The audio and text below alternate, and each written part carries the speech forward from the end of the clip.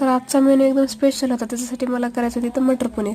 कारण मटर पनीर जे आहे ते आता सीझन वाईज आता मटर वगैरे यायला चालू झालेले आहे. त्याच्याने मग मटर पनीर तर झालंच पाहिजे. आणखीन तेल गरम केलं, त्याच्यामध्ये जे आहे जिरे टाकले, खडे मसाले टाकले, त्याच्यानंतर मग त्याच्यात कांदा टाकला, हिरवी मिरची टाकली, टोमॅटो टाकला आणि मध्ये जे आहे ते रेड चिली पावडर, हळद आणि थोडंसं मीठ टाकून फ्राय केलं. त्याच्याने पटकन जे आहे ते मसाला सॉफ्ट होऊन जातो.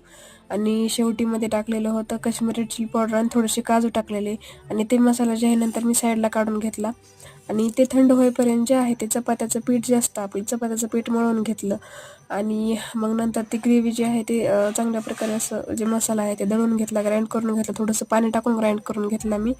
आणि इथे जे आहे तेल गरम केलेलं आहे ते सेम कढई घेतलेलं आहे मी, त्याच्यात मसाले टाकलेले आहेत, ते मसाले ते वर स्क्रीनवर दिलेले आहेत मी. आणि मसाला फ्राय झाला तेलामध्ये की मध्ये पनीर टाकलं, मटर टाकलं आणि पनीर जे आहे थोडंसं असं क्रश करून टाकलं आणि वरतून कसुरी मेथी टाकली आणि थोडीशी कोथिंबीर टाकली. मस्त एकदम रेडी.